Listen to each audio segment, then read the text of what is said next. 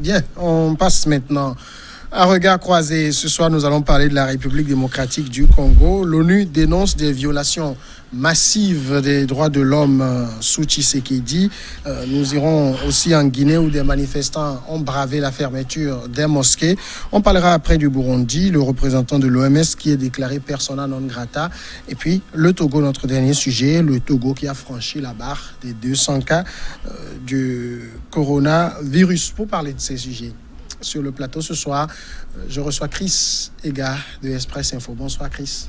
Bonsoir mon cher Niaï, bonsoir mon confrère et ami, bonsoir à tous les téléspectateurs, bonsoir à toutes les téléspectatrices. Et l'ami, c'est Germain Sossou, acteur politique. Bonsoir Germain. Bonsoir Samuel, bonsoir cher ami, bonsoir à toutes, bonsoir à tous.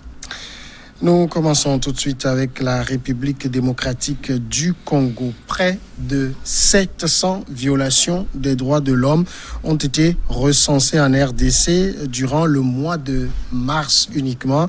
C'est ce qu'a annoncé l'ONU mercredi. Ces violations ont été commises par les forces de sécurité gouvernementales et des groupes armés sévissant dans le pays selon un rapport onusien qui a été présenté à Kinshasa. Le Bureau conjoint des Nations Unies aux droits de l'homme a documenté 681 violations des droits de l'homme. Mais ce qu'il faut surtout retenir, Chris Ega, c'est que sur les 681 violations, 42% sont attribués à des agents de l'État, donc des gens qui sont censés protéger les concitoyens, et ça se passe sous Tshisekedi. Oui, ce que je voudrais dire sur le sujet, c'est que, vous savez, la RDC Congo est un État, je dois dire, en déconfiture, un État qui aujourd'hui, on peut dire, va à volo.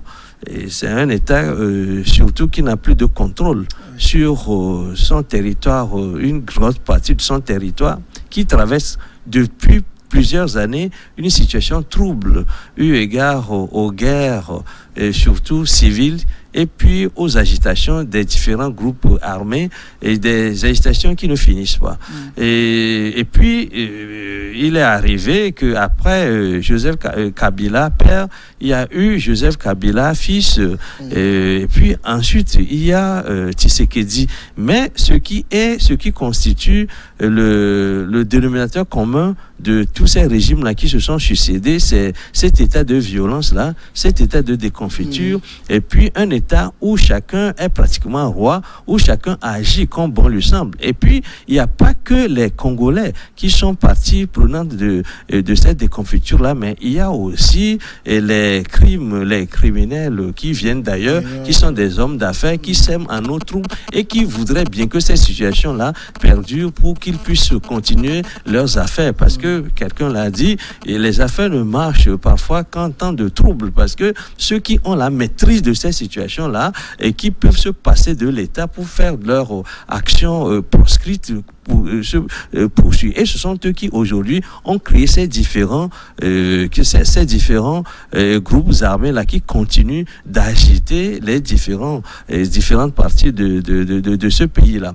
Et maintenant tu as dit que il y a 42% de ces actes là qui sont affectés aux agents de sécurité de l'État. Cela peut se comprendre. Je ne les défends pas, mais c'est que lorsque vous vivez une situation comme ça, où vous ne savez pas qui est qui, où vous ne savez pas qui vous dénonce et qui est avec vous, on suspecte tout le monde. On est dans une situation telle que il y a la peur qui agit et moins de choses, vous avez envie de dégainer. Et puis, qui sait si ces gens-là, certains parmi ces membres des forces de sécurité n'ont pas rejoint cet establishment-là qui est en train d'agiter cette partie. Donc, vous savez, c'est une situation trouble. On a le contrôle sur rien. Et l'ONU est en train de faire le répertoire des actes criminels, des actes qui contreviennent à la défense des droits de l'homme, bien entendu. Mais il y a les forces onusiennes qui sont dans cette partie-là de la RDC Congo. Aujourd'hui, on a envie de dire que, ils sont en train juste de constater ce qui se passe comme des confitures. Ils n'ont plus les moyens de parer, de maîtriser la situation. Mais si l'ONU aujourd'hui ne peut se contenter que de créer ce répertoire-là macabre, je crois que c'est un peu dommage, mais je crois qu'on va en reparler à fond parlant de ce sujet-là. Sous Tshisekedi, on aurait quand même aimé, puisque Chris l'a vraiment dit, la RDC est très coutumière de cette situation, mais sous Tshisekedi, on aurait aimé avoir, j'allais dire, un stop, une interruption à ces violations-là. Oui, la RDC est un territoire vaste. Je crois, si ma mémoire est bonne, le 11e pays le plus vaste du monde. Et le deuxième pays le plus vaste de l'Afrique après l'Algérie, en termes d'espace. Et la RDC, il a dit, la RDC vient de très loin.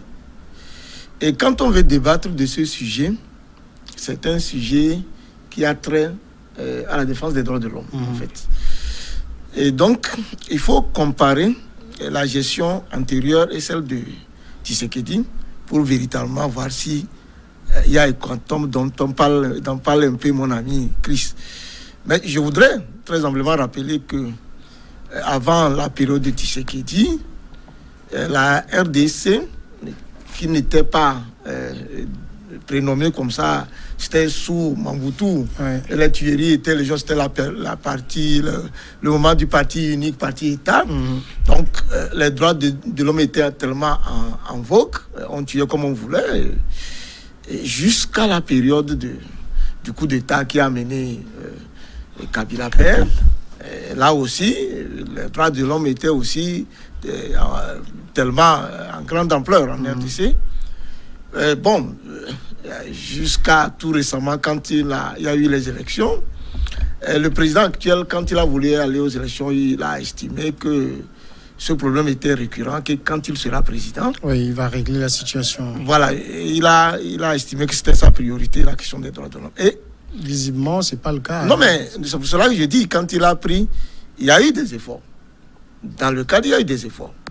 Alors, l'ONU, aujourd'hui, parle de la situation des droits de l'homme, parce que par rapport au mois antérieur, comprenez janvier, février, tout ça là, il y a des efforts, et puis après, il y a eu regain. En fait, c'est ça.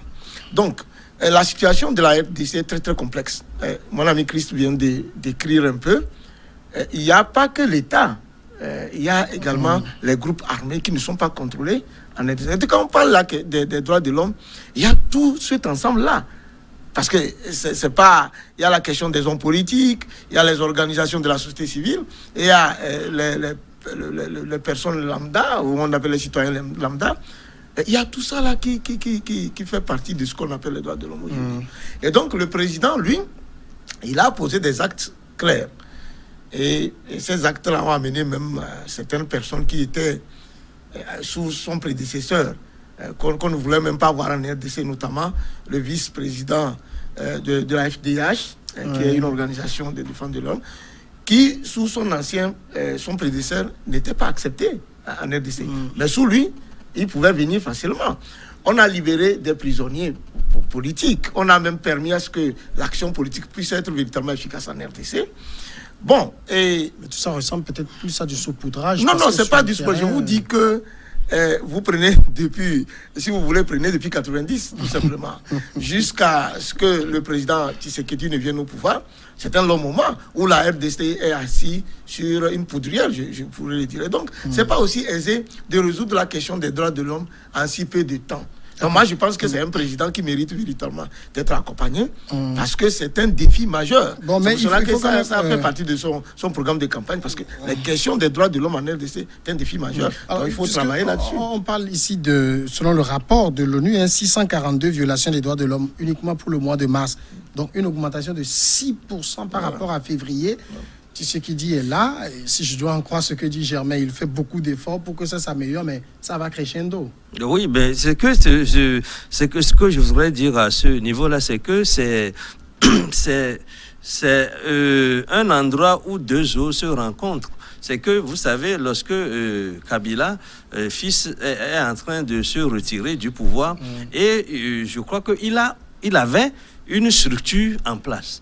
Et que maintenant qu'un autre président est arrivé, je suis sûr que cette structure-là sera représentée par une autre qui est de son cru. C'est-à-dire que Tshisekedi va vouloir changer les donnes. Et vous savez que nous avons là une rupture de situation, c'est-à-dire une situation hantée qui est en train d'être remplacée par une nouvelle situation. C'est ce que j'appelle la rencontre des eaux, c'est-à-dire qui crée une zone de tumulte, parce que vous savez, ce qui était là comme structure avant n'est pas tout à fait conforme à ce qu'on peut avoir aussi comme nouvelle structure de sécurité. Les gens qui vont partir, les autres qui vont revenir, et ceux qui vont arriver nouvellement sur le terrain, ne connaissant pas forcément la situation, n'avaient pas la maîtrise que ceux qui partaient avaient de la situation, n'avaient pas les affinités que ceux qui étaient sur zone avaient. Donc c'est une nouvelle structure des nouveaux hommes qui sont venus, qui vont venir avec leur expertise, qui vont venir aussi avec leurs sentiments, avec ce qu'ils connaissent. Donc vous savez, nous avons là un changement d'équipe, et toujours lorsqu'il y a ce changement d'équipe-là, forcément il faut un temps pour que la nouvelle équipe qui arrive pour sécuriser la zone, il lui faut un temps pour connaître les réalités du milieu. Et puis c'est des gens qui viennent avec leur susceptibilité, qui ne connaissent pas les gens du milieu, et qui viennent avec un sentiment qui n'ont pas la maîtrise de la situation. Lorsque vous êtes porté par un président qui a fait campagne sur la défense des droits de l'homme et qui est censé inculquer ces valeurs aux nouveaux hommes qu'il envoie, mais quand on voit la situation se détériorer, c'est qu'il y a un problème de coaching, de leadership. Oui, absolument, c'est toujours un problème de coaching, mais vous savez, c'est les hommes qui enseignent les autres hommes, et ce n'est pas comme l'eau chaude et l'eau froide qu'on est en train de mélanger, ça va donner tout de suite de l'eau tiède. Ça ne se passe pas comme ça, à mon sens. C'est-à-dire qu'il faut un temps d'accoutumance lorsque ces gens-là arrivent sur le terrain, parce que vous savez, ce qui concerne la gestion des ressources humaines, on ne peut jamais dire que 1 + 1 ça fait 2, parce qu'il faut que ces gens-là entrent dans et habitent le nouveau personnage qu'ils ont, parce que ils avaient la théorie, ils n'avaient pas la pratique. Or, entre la pratique et la théorie, souvent il y a une certaine dichotomie. C'est ce que vous avez appris à l'école, mais lorsque vous êtes dans la réalité du terrain, la réaction que vous avez n'est pas toujours conforme à ce que vous pensiez avoir lorsque vous avez ces beaux cours-là qui vous ont été dits dans les salles de classe UP, climatisées sans doute, mais dans les forêts de Kivu, où les gens n'accèdent que par hélico, où il n'y a pas de voie terrestre, où vous êtes stressé, et lorsque vous entendez un bruit, vous avez tout de suite envie de dégainer, parce que vous n'étiez pas habitué à c'est une nouvelle situation qu'ils sont en train de vivre. Il faut maintenant un temps d'accoutumance, un temps qui leur permette quand même d'habiter leur nouveau personnage et de prendre leur mission en compte. Ce qui concerne les agents de l'État, par exemple, on parle d'exécution extrajudiciaire d'au moins 28 personnes, dont 3 femmes et 1 enfant. Ça dépasse l'entendement. Non, c'est vrai qu'on comprend qu'on est en zone de guerre, mais même en période de guerre, il y a des prisonniers de guerre. Quand on attrape quelqu'un, c'est pour aller le remettre à la justice. On ne lui tire pas dans la tête parce qu'il a pris des armes. Oui, mon ami Chris disait tout à l'heure, parlait des nouveaux hommes qui sont arrivés. Je voudrais dire que dans le cadre de la RDC, il n'y a pas forcément que des nouveaux hommes qui sont arrivés. La situation de la RDC est un peu mitigé. Oui, mitigé, parce que il a eu des accords secrets pour que l'ancien locataire puisse partir. Et il est parti tout en contrôlant, par exemple, l'Assemblée nationale. Et un certain nombre de ces éléments sont toujours là. Et quand on parle de la sécurité, on parle des forces de l'ordre et de la sécurité. Et sur ce point, je crois qu'un jour, beaucoup de personnes comprendront, les accords secrets également en ont discuté. Ce qu'on appelle la fameuse ANR, l'Agence nationale de renseignement, qui est à l'origine des exécutions en RDC, est toujours là, mais elle a subi des modifications, des réformes. Mais c'est les mêmes personnes, même au sein de l'armée appartenait, même il y a des éléments qui étaient là bien avant le prédécesseur, on n'a pas fait partir un certain nombre de personnes. Donc les gens avaient les réflexes. Les anciens réflexes qui continuent. Et donc parfois, quand on envoie les éléments sur le terrain, le responsable politique c'est pas ils ne souhaitent pas qu'on tue les gens, mais comme vous le dites, les gens avaient des pratiques qui sont toujours courtes, qui continuent par... Non, la question que notre confrère passe, c'est de savoir qu'est-ce qui explique par exemple... Oui, je viens. Les exécutions extrajudiciaires. Oui, c'est ce que je dis. La progression du mal. Oui, c'est ce que je dis. Parce que vous l'avez bien dit en disant que quand quelqu'un vient avec des idées, normalement, c'est à lui d'inculquer les nouvelles idées. Normalement, un chef d'État, quand il donne les instructions par rapport à son programme, ça doit être respecté. Oui, je vous dis que quand les gens ont des manières de faire, ce n'est pas aussi évident. Et donc, ce sont ces militaires, ces mêmes personnes qui ont l'habitude de tuer quand ils sont dans les zones, quand elles sont dans les zones de combat. C'est des gens-là qui continuent par poser des armes. Mais il est important aujourd'hui pour le président, puisqu'il en a fait campagne. Il a décidé de lutter pour les droits de l'homme, de continuer par travailler. Mais ce n'est pas évident. Parce que lorsque vous dites à un soldat qui fait face, par exemple, à une rébellion, ben, oui, quand vous y allez, tenez compte des droits de l'homme. Comme vous l'avez dit, quand quelqu'un est sur le terrain, parfois la gâchette est si facile. C'est après qu'on se reprend. Mais il faut continuer par travailler. Le cas de la RDC est coutumière de ces genres de choses. Il faut travailler pendant longtemps.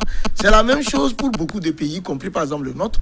Vous avez un régime qui a pendant longtemps gouverné, qui a des éléments. Lorsque vous êtes nouveau, vous venez comme... C'est comme si c'est une coquille, on enlève seulement une poutre et puis on vous met dedans.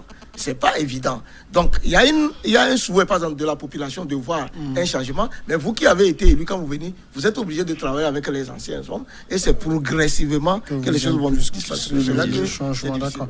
Nous partons pour la première pause. Elle est très courte. On revient tout de suite après continuer.